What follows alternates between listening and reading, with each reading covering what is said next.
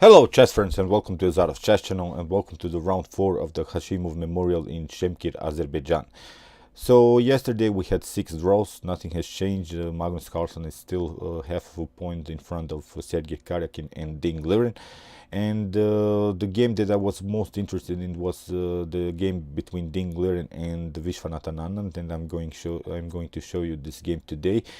But first I wanted to show you something really special, something really unbelievable from a game played by Shakhriyar Mamedyarov against Daivd Navara. Here is the endgame position in the game, and in the last move we had by Daivd Navara here with the black pieces, the move rook on g2. And here Shakhriyar Mamedyarov has a completely drawish position because he can play simply king on f1. If black tries again rook on a2, then we can move. If black tries again, he can maybe do some perpetual moves, but again king on g1. And if you try to push forward, we can simply always catch up this pawn with rook on f6 ideas. So Shakhriyar Mamedyarov in this position played, instead of king on f1, he played king on h1, and basically he's completely lost here because in the continuation black could have played here the move rook on g8, which is the best move, and it's completely winning here for Daivd Navara. Let's see the continuation. If rook on f6 is played, here king on e2, then maybe king on h2, and now f2, and here king on h3, promotion to queen on f1, rook takes on f1, king takes on f1, and none here. Maybe e7 can be played, but now the king will always catch up with this pawn, and this is now completely winning endgame for black. But the unbelievable thing is that instead of rook on g8, Daivd Navara played the move rook on g7. And you see, Shakhriyar Mamedyarov blundered and gave Daivd Navara the opportunity to immediately win the game. But here, Daivd Navara misses it, and he plays rook on g7 instead of rook on g8. And now it's again completely draw. Let's see the continuation. King on h2 with the same idea, of course. F2, now rook on f6. Same idea. King on e2. Now king on h3. F1 with the promotion. Rook takes, king takes. But now let's see. h5, king on f2, king on h4, king on f3, and now the problem is that we can always create this tempo here, and this is now a really important thing because you don't want to lose any tempos in an endgame. And here Daivd Navara missed it with the king rook on g7 idea. He should have played rook on g8 and would have a completely winning endgame. Let's see now the continuation of the game. Rook on g1 was played. Now king on h5, we have king on f4. Now of course h7, here we have king on f5, we have king on h6, rook on g6, king on h5, again king on rook on g2 with the preparation of course to play checkmate. But again Shakhriyar Mamedyarov can play simply king on h6, king takes on e6 was played, but now h8 promotion, here rook on h2, and this is of course completely draw. So you see, these top grandmasters, they also make mistakes. Shakhriyar Mamedyarov gave the opportunity to Daivd Navara to win the game, and then after that Daivd Navara didn't use it, and that's how the game ended in a draw.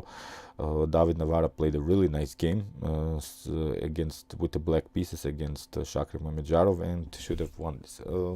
But okay, let's see now the game played by Ding Liren and Viswanathan Anand. This game I followed the most because Ding Liren is of course one of the top candidates to even win this tournament. So Viswanathan Anand lost only the game against Magnus Carlsen, and here I think Ding Liren a little bit underestimated the old master Viswanathan Anand, because he played an aggressive line with g4, and Viswanathan Anand gets out of this opening line very easily and manages to take over the control in the game, but also missed the opportunity to even win the game. So lucky Ding Liren, I think, in this game, because Viswanathan Anand, as said, had the control of the game from the middle game, and he should have played more active and even win this one. So we have d4, knight on f6 by Anand, we have c4, e6. Now a knight on f3. Again, this counter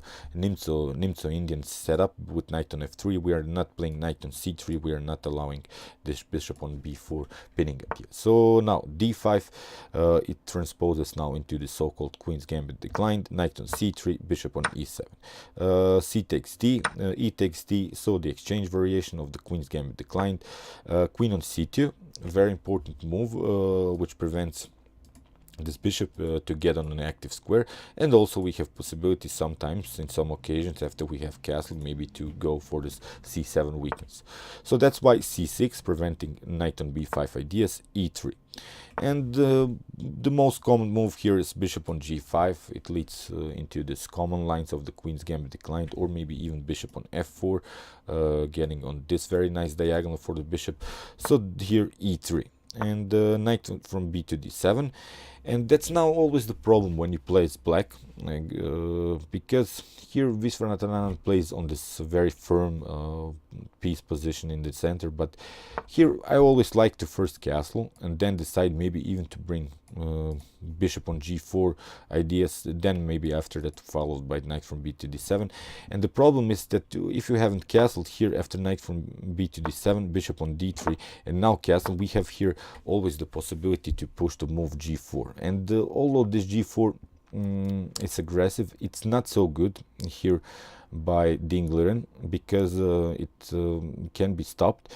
You see, because of this knight from b to d7 idea, this bishop is not covering anymore the g4. But this is not so active. I think still white has to castle. It's not an immediate threat, because most of the weaker players would try maybe something like g6 or h6 in order to stop a little bit white's attack. But of course, Viswanathan Anand, one of the most experienced players, he doesn't want to weaken his king side here anymore with pawn moves. He plays immediately bishop on b4. So this is very strong, because now we have the opportunity to put our knight on e4, creating sort of pinning ideas supported with rook on e8 or queen on e7, really fixing the position around this e4 square.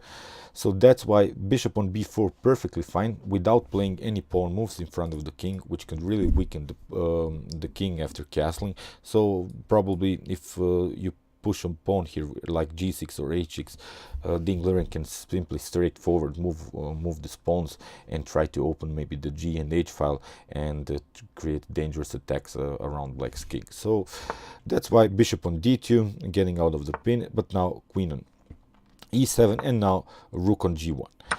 We have bishop on c3. If you try something like instead of rook on g1 like g5, then we can simply take. If you take, then we can, as I said, really fix the position around this e4 square. If you take out, then we can simply take, and this could really be an equalized position for both of the sides, because white can try maybe knight on e5, maybe trade off this knights, but this leads into this opposite colored bishop situations, which are mostly end in a draw. So that's why here after bishop on c3, bishop takes c3, again knight on e4, and now g5. Now Ding Liren should have played, instead of this g5, should have played maybe this castle. So the main idea would have been here to somehow try to organize this f3 move in order to kick away the knight. This would be the main idea, because if you kick away the knight, this could really liberate the this diagonal for the queen and the bishop.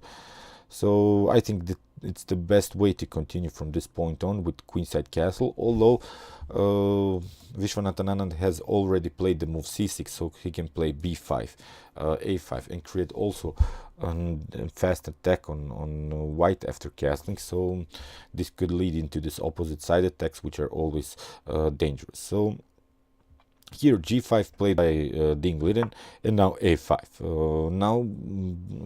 Now Anand senses that white could castle here queenside, because of course he moved the rook, he cannot castle anymore kingside, and he wants to be fast on his attack. So a4, here Ding Liren stops to attack a little bit on the queenside, But now rook on e8, fixing simply around this e4 square. Here we have the domination. We have really occupied this important e4 square. We want to play around this knight.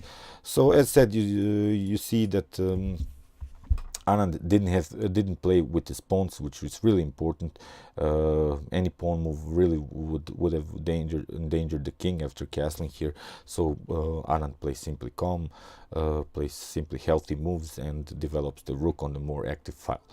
So h4, we have b6, now h5, and now bishop on a6. Very strong move because we want to get rid of this bishop. This bishop is really strong, because in some, as said, the main idea would have been maybe f3 and kicking away this knight and then really open this diagonal. So here we want to get rid of this bishop, so that's why here Ding Liren took. We have bishop takes on e4, we have d takes e4, and here knight on h4 was played. Maybe a better idea would have been here maybe even to play a knight on e5. If we trade off this knight, at least we would have a sort of a space advantage on the 5th rank. Here after knight on h4, the knight is a little bit paralyzed. It's on the edge of the board, and you don't want to have your knight placed like that. So here queen on e6, also very strong move, preparing to go infiltrate in the position, maybe with queen on c4 moves, and here rook on g3. And here, as said, Viswanathan Anand lost the chance to even really have a dominating position. He should have played here queen on c4, creating this very nice battery on light squares, and this could be really deadly here for Ding Liren, because we have really the problems around this f1 square. We have annoying check threats here, so white would be forced maybe to play rook on g1, and in the continuation we could simply play here with our knight more active. Here if white tries something like h6, g6, we can simply take f takes g6, then h takes g6, but now with h6 creating sort of a blocking system here. So I think white's attack would have been stopped here, would have been paralyzed. White loses here the flexibility in the game. Here black is completely better. I think still we have possibilities to maybe b5 moves, improving the knight's position somehow, getting the knight on a more active square. This battery on light squares by the bishop and the queen, I think it's too much to handle here for Ding Liren. So as said, instead of the queen on c4 move, Ding Liren played bishop on d3. Okay, it gives white something to worry. You have to move the queen, you're losing a tempo. But now if you bring the queen a different way around the bishop, we cannot create any more this checkmate threats. So basically it's a flipped situation by the bishop and the queen, and of course we want to have the queen in front of the bishop, not behind it, because it creates more dangerous stuff around white's king. So bishop on d3, queen on d1 was played, and now b5, very strong. We want to create sort of a pawn majority here on the queen side, kicking away maybe this bishop on with the move b4. So that's why here a takes b5, c takes b5, and now knight on g2. We have b4, now knight on f4, at least creating a tempo. Here queen on queen on f5, and now bishop on d2. Knight on b6, very strong. We want to bring the knight on c4, and here g6. Now again f takes g, h takes g, and now h6, again with the same defensive motif here. So again white's attack is paralyzed. White doesn't have any more the flexibility in the attack, and I think black is again completely better here. But Ding Liren finds very nice defensive moves. Now he plays first queen on g4. We want to get rid of the queens, of course, because the queen could could really cause some troubles around the light squares here. So that's why here after queen takes on g4, rook takes on g4, the position is a little bit simplified. Knight on c4, and now knight takes on e3, knight takes on d3, e takes d3, and now d5. We have knight on e5, rook on g3, knight on c4, again rook on g4, here knight on e5, rook on g3, and we had three times the same position, and the game ended in a draw. So as said, I think Viswanathan Anand had his chances here with this queen on c4 move. He should have continued with the queens on the board, because the king had really troubles on the light squares, and I think Ding Liren was really bit hanging here in the game, and he could have lost it even with this very aggressive g4 line. Okay, although it was a draw, I hope you enjoyed this game. I enjoyed it because I followed it from move 1 to the last move, and I really think that you cannot underestimate this old masters like Viswanathan Anand. He's also former world champion, and with this g4 move he handled this attack by Ding Liren very easily. And okay, let's see how he's gonna continue in the tournament. Okay, meanwhile you can watch my other commented chess games so far, also from this tournament in Shamkir, Azerbaijan, and you can also watch my previous commented chess games from some other tournaments, and you can also watch my best chess games of all time if you want to see the best chess games that have been ever played in chess history. And you can also subscribe to my channel. Thanks you for watching, guys, and chess is the best, of course.